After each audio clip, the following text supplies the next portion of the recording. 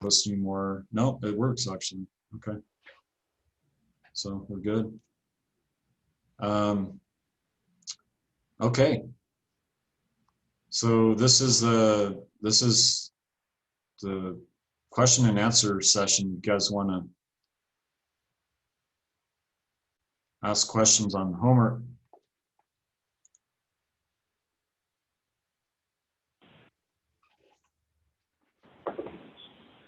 I was wondering if we could talk a little bit about 2D, specifically just the part where we're looking at the residual plots of the models. I'm not really sure what that part of the question is trying to get from us. Okay.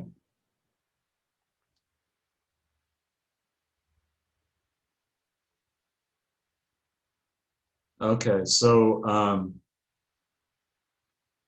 let's kind of walk through this just at least for my sake, maybe for other people's sake too. Just so what we're doing here is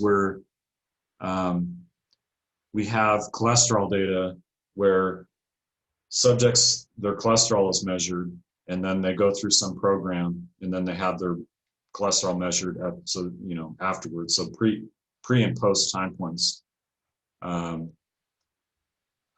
cholesterol are measured on every subject. And like we talked about, there's different approaches. When you only have 2 repeated measures, there's some simple approaches you can take. You can look at the difference. You can model the post as a function of pre. You can do both of those. You can use a longitudinal model. So there's a lot of different approaches you can take when you have 2 time points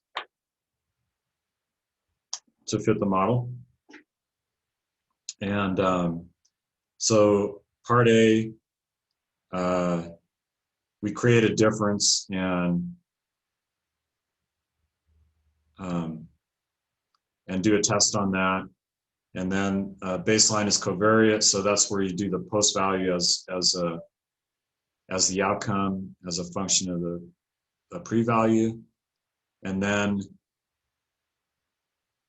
compare those with each other, construct the residual plots.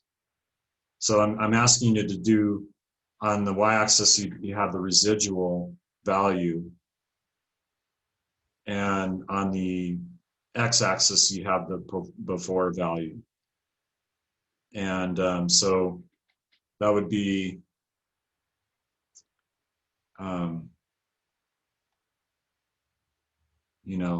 whichever model you're using, you get the residual value, right? Do you know how to do that? Get the residual value.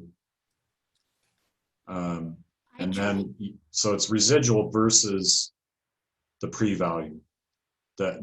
And what you're looking for are any patterns. If you don't, like in a residual plot, what does it no pattern mean? Like it's just a scatter of points and it doesn't really change over the x values.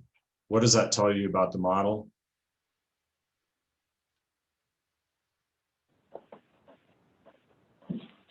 That would be a good fitting or well-fitting model. Yeah, that's right. So that's a good fitting model. So you take that approach, you make that residual plot for those 2 approaches, and just comment on the differences that you see in the patterns between the 2 approaches.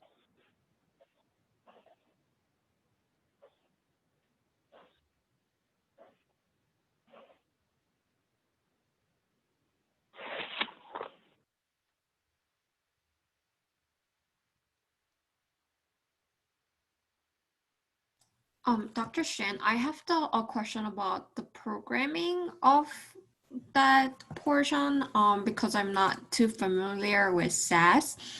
I'm having a trouble where I do the output statement in the regression. The residual doesn't save.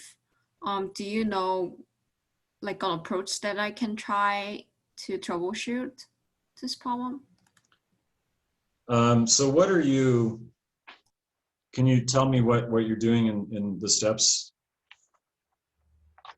Yes, I do. In the prog reg statement, I model the baseline of this covariate model, and then I output residual, and then I name the variable, and then after that I do SGplot, and then when I try to call the residual variable in the scatter line, it just doesn't recognize it and says the variable is not recognized. I think maybe you and I, maybe at the end we can talk more, Sue, and I can look Okay. at your data. So normally what I would do is, you know, you can use procreg or procglm, and then with these procedures, you know, you can output a data set. You know, you can output predicted values, you can output residuals, and that's probably what I would do. I typically use like procreg is fine. I usually use procglm because procglm is it will allow you to do any type of general linear model, you know, whether it's a regression model or if you're interested in ANOVA, like, you know, you have procreg and procANOVA that are kind of special cases of the GLM, but the GLM will work in any case, and I'm kind of familiar with it. But it's true that procreg and procANOVA, there's some special things that those have that GLM doesn't have as well. So there may be different ways to do that. Okay, sounds good. Thank you. Yeah, so we'll just talk more at the end. Anything else on this question here? For part F, do you want us to compare it to the hybrid model or the change score model? Let me see here. Fit the data using mixed model with the unstructured for repeated measures.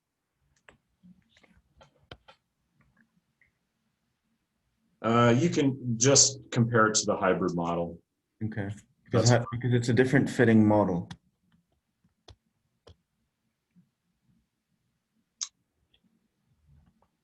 You mean the longitudinal model versus that hybrid? Yeah, so there's a total of 4 models that you can do. You can do the change score. You can do the baseline is covariate. You can do the hybrid, and those are not longitudinal models. Those 3 models. Correct. Then in part F is, you know, actually fitting it with the longitudinal model. In other words, to use proc mixed or the equivalent in R. Okay. And then you compare that fit to the hybrid model. And so the question really is, you know, what do you get out of fitting a mixed model that you can't get from doing the hybrid? And really, to be honest, like, you're making a comparison between the longitudinal models and the non-longitudinal models, but if you want, you can just focus on the hybrid. But you're right, it's kind of like you're comparing longitudinal versus the non-longitudinal approaches, because that's really where you see the differences. And then for part EII, so in the parentheses it says for the before variable near the end. So I'm not sure what near the end means.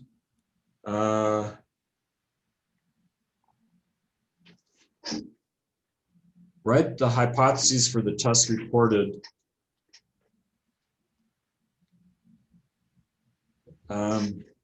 What did I mean by that? I'll read it here. It'll probably come back to me. I think of what I meant was near the end of the output. The SAS output? Yeah.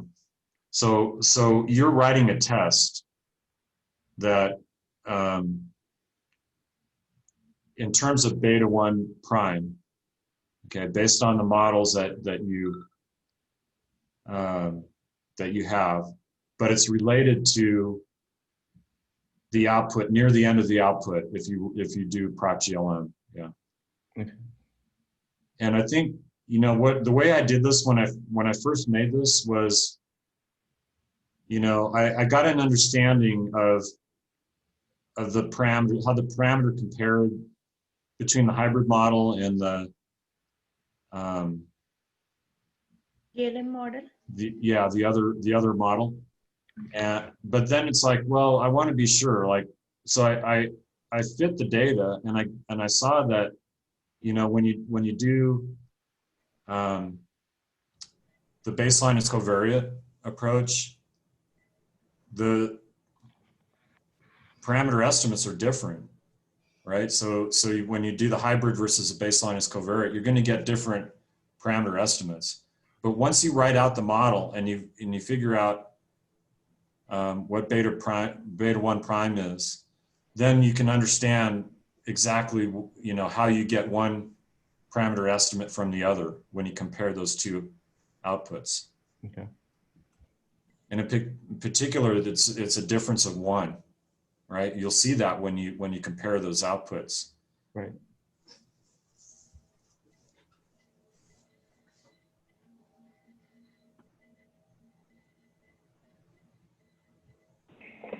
So for the hypothesis itself, are we just kind of getting at, like, is it significantly different from 0 or null being beta 1 prime equals 0? Yeah, Is that but kind of on the, yeah, that's right. I mean, that's the test, but really, once you parameterize, it's a different comparison. You know, so you have to express what is beta 1 prime. What does that mean in terms of the other beta 1 for the other model? And then you can show what okay, sure. you know. But you're right, the basic t-test is comparing to 0, but it actually will change once you take into account the reparameterization.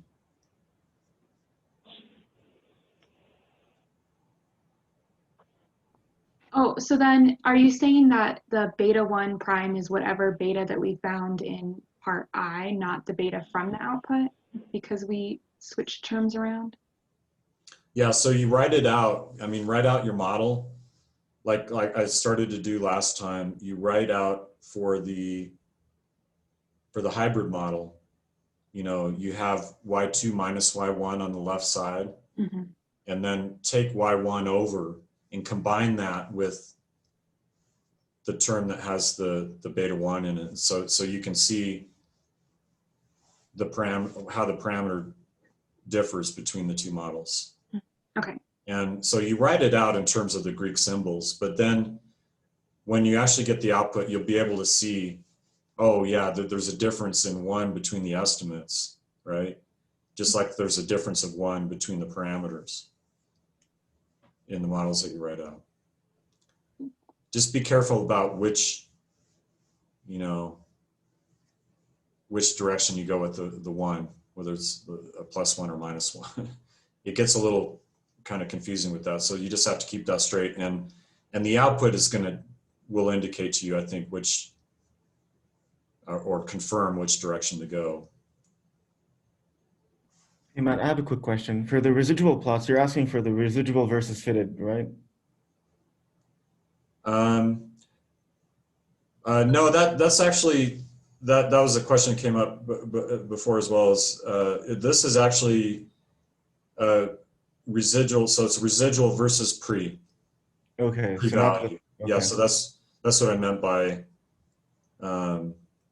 where'd that go? Up here. Residual versus before, or residual versus pre.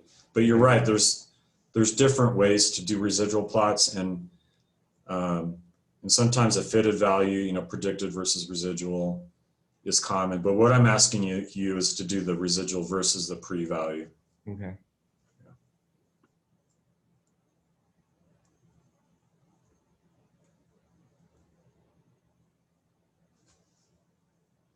Anything else on that one, on number 2?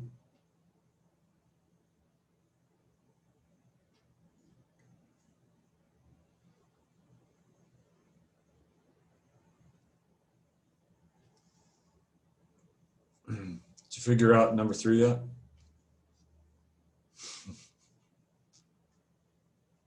Just to make absolute sure, the Z's are not independent. If they are, I think it makes it easier. Z's are independent. Well, they are? Yes, Okay. Z's are independent, and like this quantity here, this one, Mhm. the epsilon here, you can use that. You don't have to prove that. You can just use that result. That you can express the error at time t as a sum, a linear combination of the z's. Okay. And then for covariance, that pretty much follows what you had gone over in class today, especially now that the z's are independent. Okay. Yeah. I actually have a similar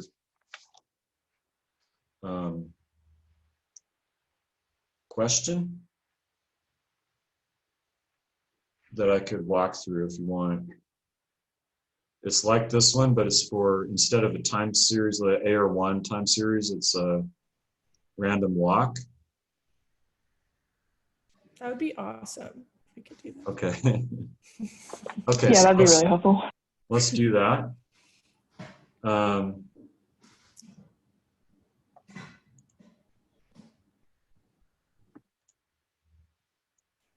My screen on still?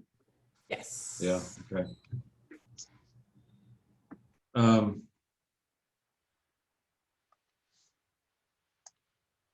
So we're going to consider a random walk, which is a pretty simple time series process where we have y sub t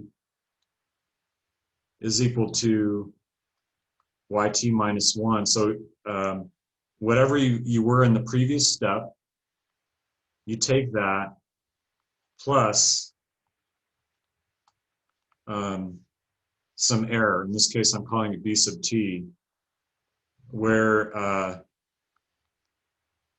b sub t is equal to either 1 or negative 1. So it's 1 with probability half and negative 1 with probability of half. So you can think of this as like you're standing somewhere, you're going to go forward and left with probability half, you're going to go forward and right with probability half. And then once you're at that point, at the next time, you do the same thing. You go forward and left with probability half, forward and right with probability half. So it's a random walk. And so in time series, it's a common process used for modeling. And you can actually change that probability to be like any probability p. But for now, we're just going to focus on the special case where you have probability of half. So, so 1 is determine the expected value y.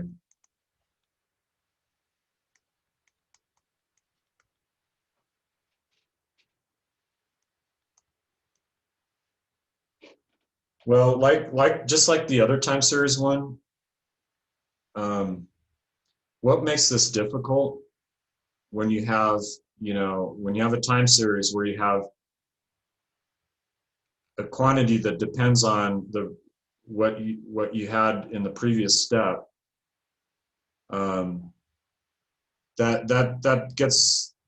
that's messy to calculate expected value invariance and covariance and things like that. So we need a way to reformulate reformulate y sub t minus 1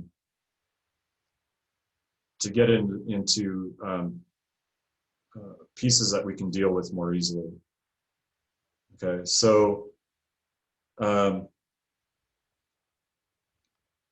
we know that the other thing that I'll say about our model up here is that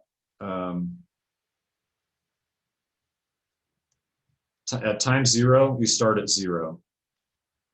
Okay. And so t is going to be positive. Y sub 1 is 0 plus you know, you make your first step, either left or right. Okay, so over here, I'm just gonna say, you know,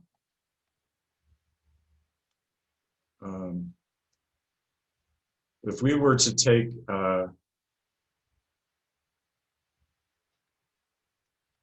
y sub t and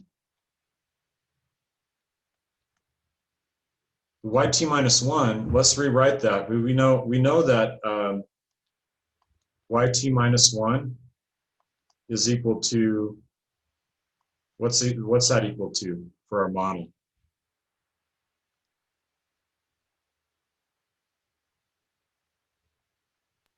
YT minus BT. Or T2. I'm not sure.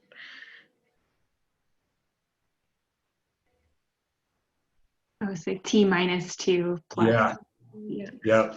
yep. So that's the direction you need to go. You need to take off a little bit more, and then it would be b t minus 1, right? So we're still using the model. It's just, you know, at another time point, a previous time point, this is what it is, right? So we can take this model, and if we stick in this amount, we have yt minus 2 plus bt minus 1 plus b sub t, right? And you can keep going recursively. What are you going to end up with?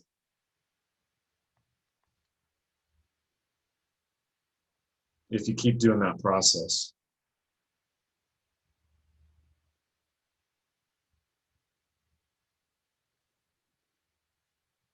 Is it like some formula on n time t minus something divided by n? It's even simpler. Like you know, if you do another step, so we have one b in the original formula, and then we have a couple b's here. What's going to happen next? We're going to add another b, right? So we have b sub t, bt minus 1. If we do another step like that, we're going to add bt minus 2. And if you keep going, what are we doing here? We're re-expressing the model in terms of the errors, right? Right. Yeah. And what is the collection of b's that we have altogether? Would that just be the sum from 0 to t of b sub n? Yes. And we know that the y at the initial time point is 0, right? So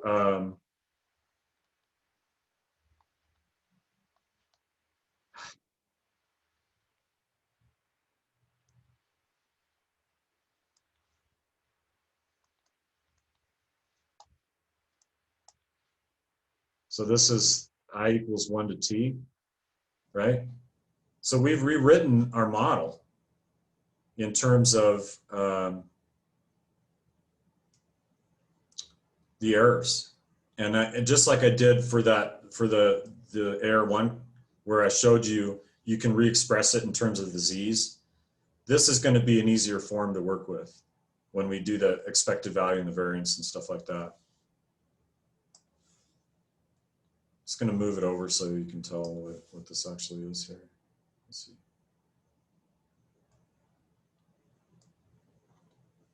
Okay. So that's kind of before we even do anything. So expected value of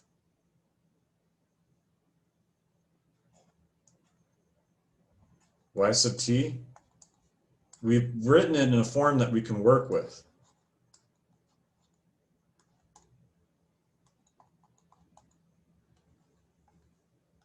Right?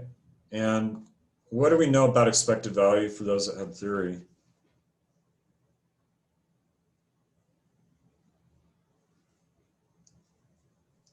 That you could just break it up for each b?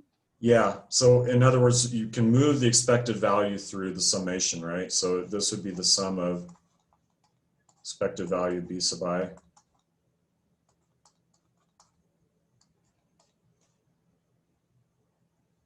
What's the expected value of B sub I for any given step? Wouldn't it be 0? 0.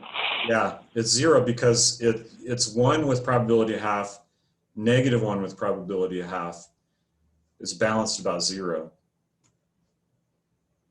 So you're adding up a bunch of zeros, and that's 0. Okay. Now it changes if probability P, then what's the expected value if we were to generalize this to, you know, probabilities P instead of a half? Then it would be 1 times P plus -1 times 1 minus P, right? Which you can simplify. So that's the first step here. The second step is determine the covariance of between YT and YT plus H. Well,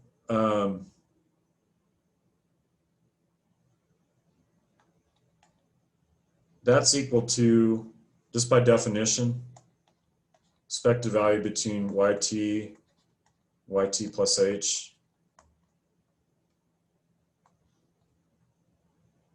minus mean of Y sub T times mean of Y sub T plus H.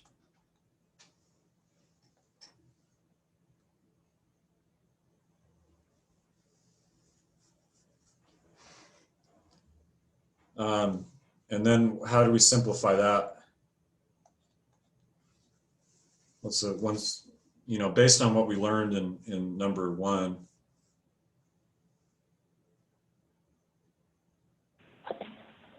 The means we're subtracting are both going to be just -0. Yes, right. So this,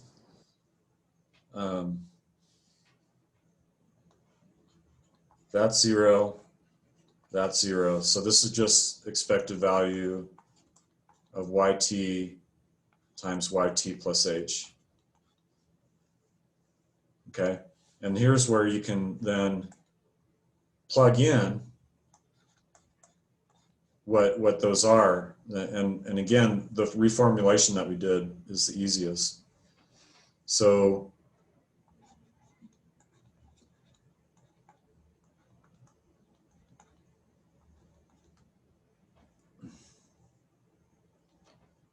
you have to be careful here, keep that in there, and then, and I think it's always good to use a different index. The second one, we're going to T plus H.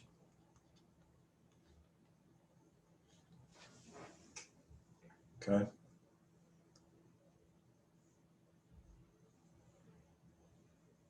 Now here's, this is where, you know, this is going to be helpful to the way you want to attack this is going to be like you do in the one that you do to turn in. We have a summation here that looks like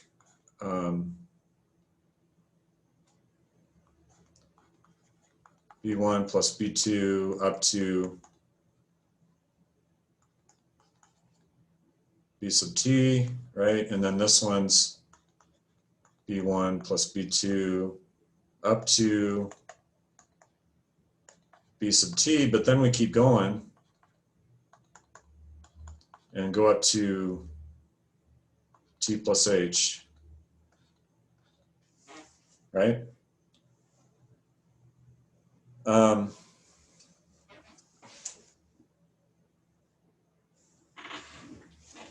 And the thing that I didn't write, I should have added this at the top here, is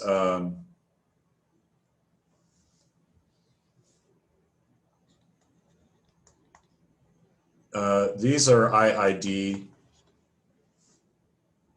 for all I. So these are errors, like a lot of times errors are IID, right? And that's the assumption here, is that the error at, you know, one time doesn't depend on what the error was in the previous time. So given that, when we look at this quantity, I think the thing you need to think is, what are the types of products that we have here? We have the types where the indices are the same and when they're not the same. So we're going to have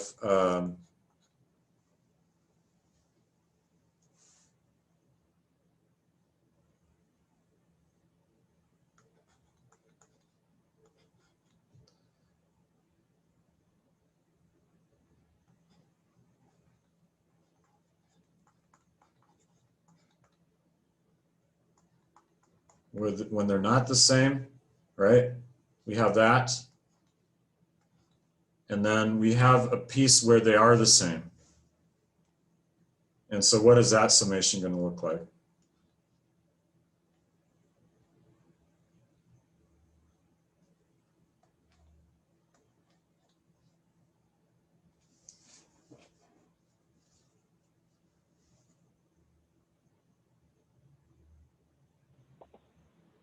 Would it be beta I squared?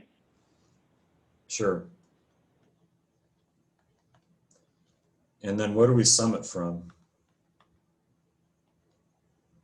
1 to what is that last? TH? Well, what we need to make sure is that we have that it's in common to both sides, right? Okay. Because anything after T, we don't have on this side, right? We have B1 here, we have B1 here, we have B2 here, we have B2 here, up to B sub T. But So those B- extra terms are just on the right side, right? So this is just up to T, right? So I've just, if we expand this, then we have two types of products. One where I is not equal to J, and one where they're the same. And why am I concerned about that? Well, we know that if I is not equal to J, that these are independent of each other, right? Right. And what does that allow us to do when we move the expected value through? Pull them out and multiply the expectations. Exactly. So we can multiply the product of the expected values, which is important to know because we know the expected value of B is 0. So that piece is going to fall out. So we have, when we move the expected value through, I not equal to J, and this is an extra step I'm doing here. Plus, just to make sure we do everything. So like Jonathan mentioned, that because they're independent, then we can, this is the same as the expected value of the product where I is not equal to J. And then we have, That's the variance. that's the variance, right? And it's the variance because the mean is 0, 0. right?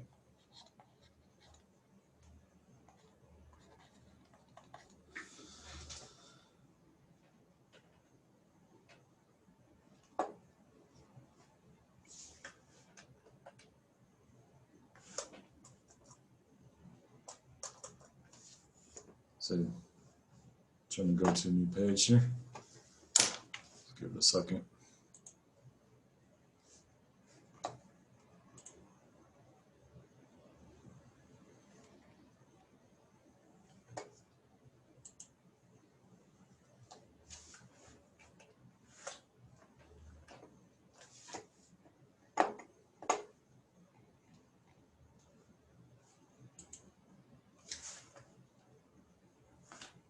And I can see what, yeah.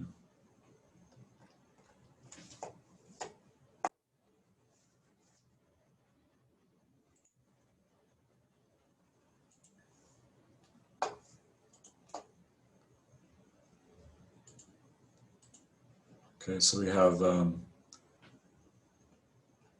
this one.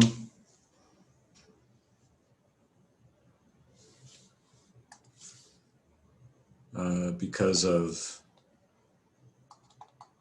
independence, we have that, and this because the mean of B of I is equal to 0. That's why the variance of B is equal to expected value of B squared. Okay. I mean, you can use either, and this should be still sum here. Right. Let's see if I can just finish this one over here. So this is equal to, we know that expected value B sub I is 0, expected value B sub J is 0. So that's 0, right? And what about the variance B sub I, or expected value B squared?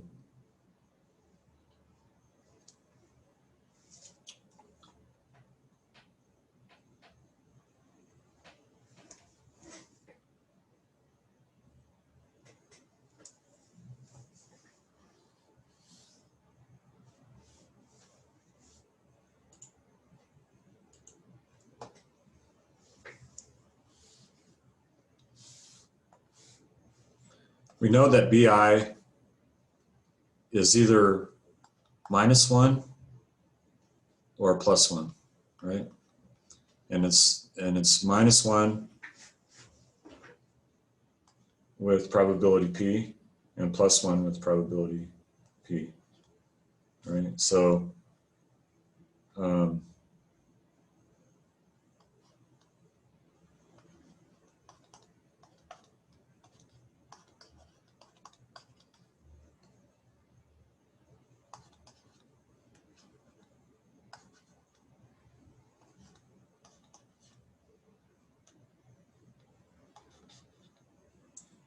so the value, if you square it, we have 1 and 1, right? And how do you get expected value? You take the possible values times the probabilities, right? And add that up.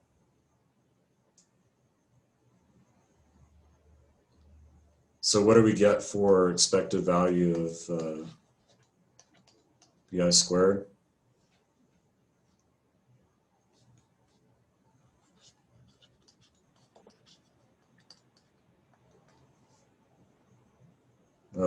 So I should really say, this is a general one, right? We can keep it simple for now.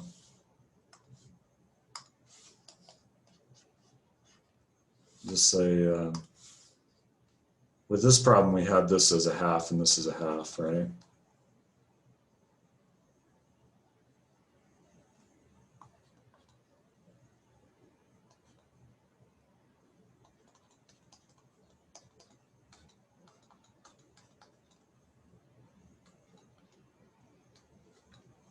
Does that make sense? Right? It's 1 because if you square it, it's going to be 1 either way. So that's the expected value, right? And that's the same as the variance of B. Whereas the expected value of B, if you don't square it, it's 0 because you're balanced between -1 and 1. And you can generalize this pretty easily by putting in P instead of a half. Okay, so going back to the first one, we have, you're adding up over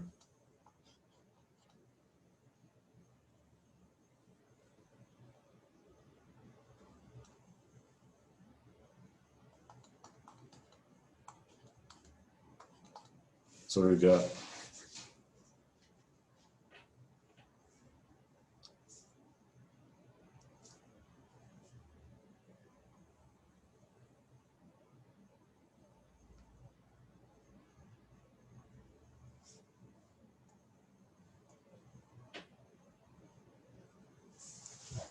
somebody tell me what that is.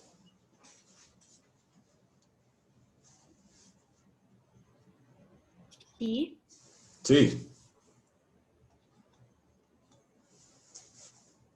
Right, so I mean that what we're adding up actually doesn't depend on I, but we're doing it T times. We're adding 1 up T times, so it's T. So that's the answer for the covariance.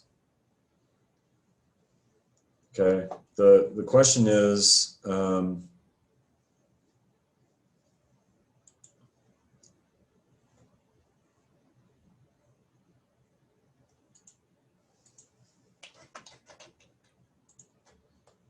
so we have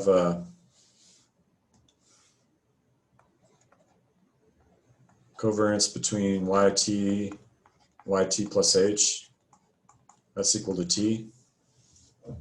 The next question is correlation. What's the correlation between yt and Can I ask a question before you go ahead? sure.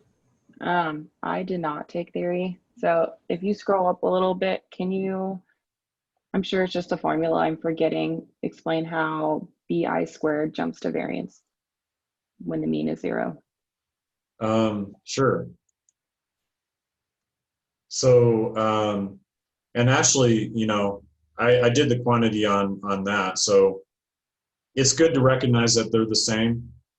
But we actually worked with this, but in general, let's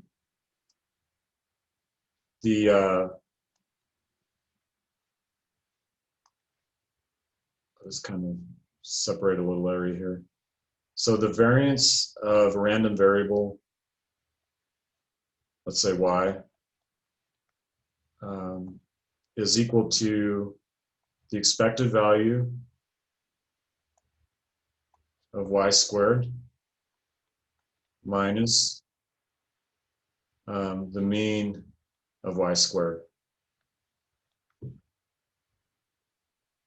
And that, where does that come from? Well, you know, you can write this variance out as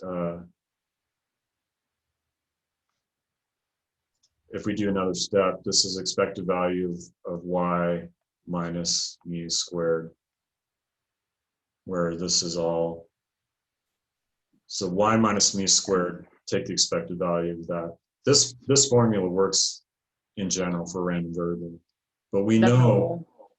since the mean is 0, that's why it reduces down to variance is equal to the expected value of that. Yeah, thank you. Variable squared, sure. So we want to find the correlation, which is, that's just the covariance between yt and yt plus h divided by the square root of variance of y sub t and times the variance of yt plus h.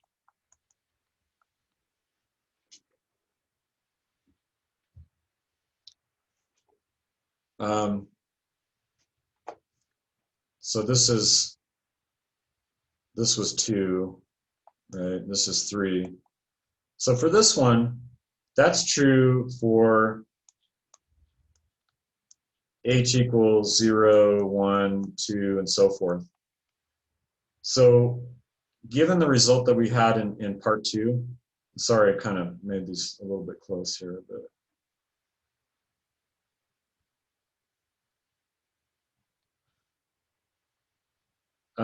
do you know what the variance of y sub t is? Can you tell me without having to recalculate it, just based on what we did in 2?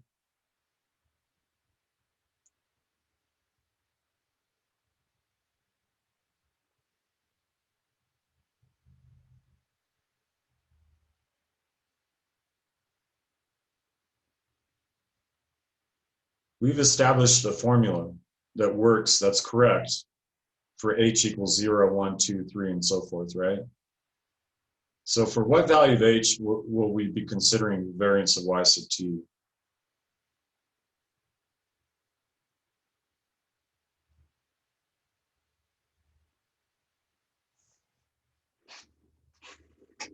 When H is 0? Exactly. So when H is 0,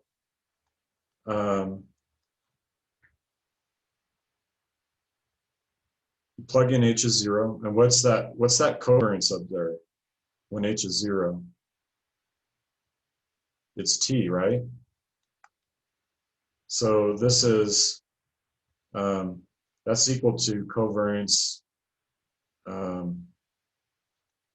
between y sub t plus h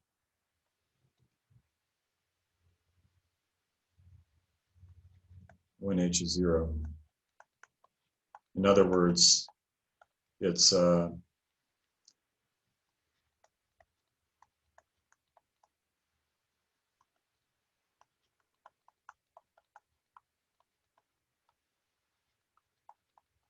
right? Okay, what about this one?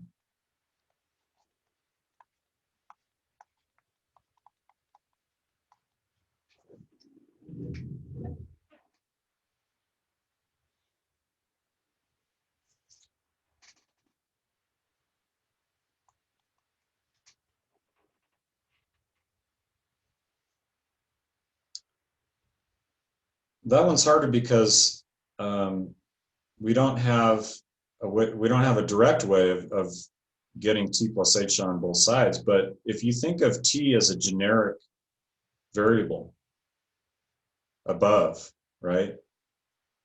We can use that same formulation to figure out what the variance of yt plus h is.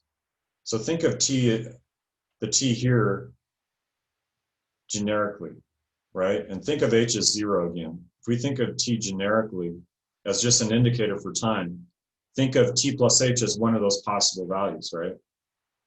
So in that case, what would this variance of yt plus h be?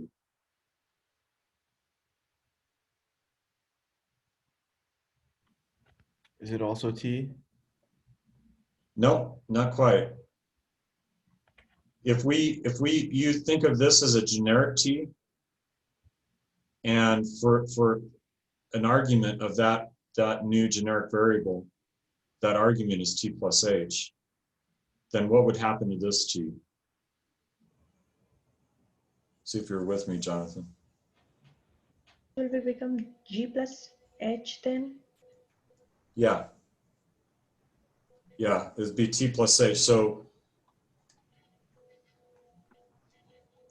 think of, I mean, this is kind of a heuristic argument. Think of generic t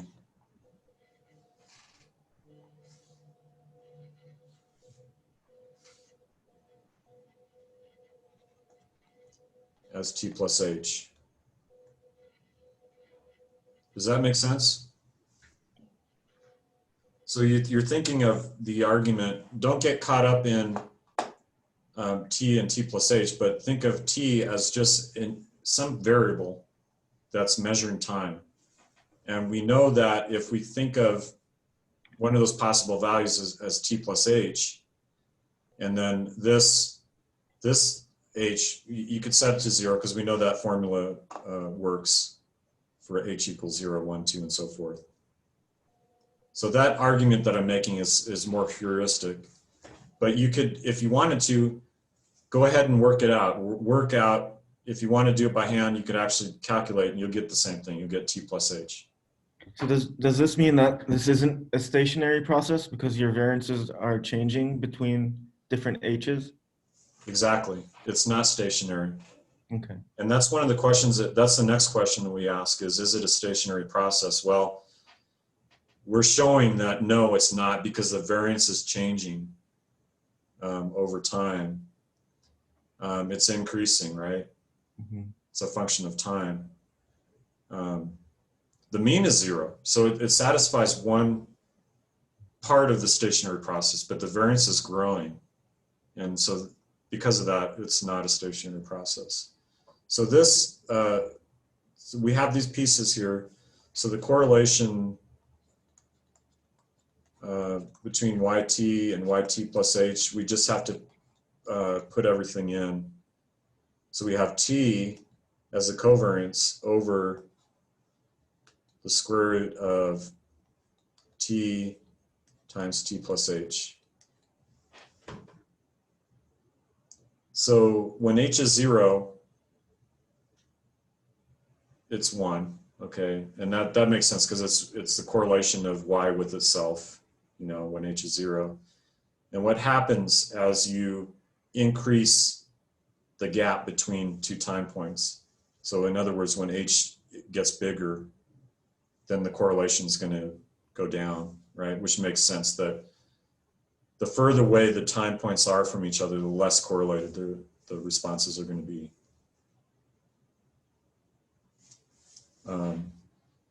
But this is not a stationary process.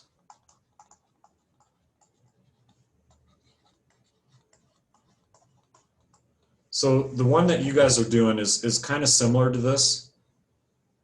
A lot of the steps that you do are similar to this, but there are a few additional tricks you may need, because for that one you actually have an infinite series, an infinite sum you have to deal with. But there's a really common identity, calculus identity, you can use to help you for that. Wait, are you saying that, so you're talking about the Taylor series? It's an infinite sum, right? It has another name, Okay. another common name that you apply an identity. And do you have to use it? Because I think I didn't use any type of identity. I think there may be an alternative way to do it. Okay. It's possible, but this identity is when you have a infinite sum that converges, Mm-hmm. You can apply this particular identity.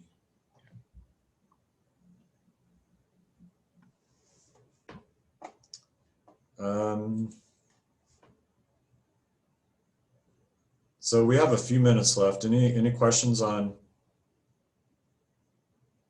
the temperature data?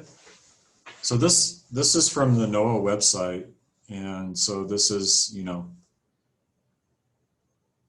data that was recorded and has public access. Like anybody can download this data, and it's time series data. I'm using proc mixed here. You could also use proc autoreg, but I'm using mixed because that's the procedure that we use in this class commonly. And because there's one process or one subject, we put in subject equals intercept. And that's basically telling it we have one process using the autoregressive structure for R. And for this one, there's two types of residuals. Okay, one that just focuses on the mean and, you know, the difference from the value, the actual value from the mean. And then there's another residual that takes into account the autoregressive correlation structure. And that's what you guys are calculating. I want you to hand calculate that. And you can do it in the data step. But the thing that you'll see is that you have t and t minus 1 here. So I can tell you one little trick here. Use the lag function, and that'll help you deal with that. And since it's t minus 1, I'm assuming that would just be a lag of 1. Yeah. There's a similar, it's a lag function in SAS. In R, It's also lag. is it also lag? Okay. Mm-hmm.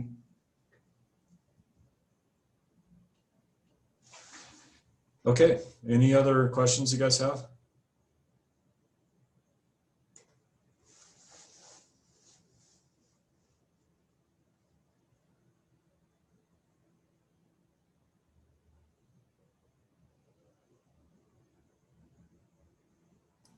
Can I talk to you for a second about no credit option of this class?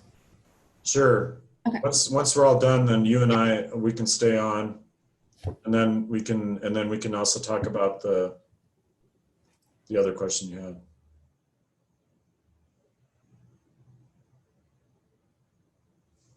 Any other questions?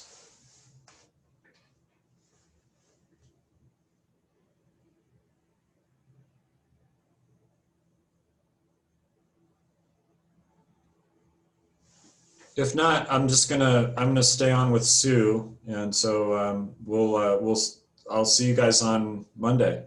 Can I ask a really quick question about the second residual when you Sure. incorporate the mean and the errors? Does that just flip the first residual sideways? I think it does a little more than that. Okay. Because you're taking off an amount. So this kind of gives you the idea here. Right, and then the scale is obviously not the same, but I think the most noticeable thing is that it flips it. Yeah, it may do that, but then it's also you're also taking off an amount that depends on Correlation. the errors. So it could vary from one to another. Oh wait, so the phi hat, is that the correlation of the model of the autoregressive first order? Is that the error term? The phi hat is the estimated correlation. Okay. So you can get that from, you can fit your proc mixed and just plug in Right. that correlation value. Correlation, right. And then VT is your residual, which is your observed predicted. Yep. Okay.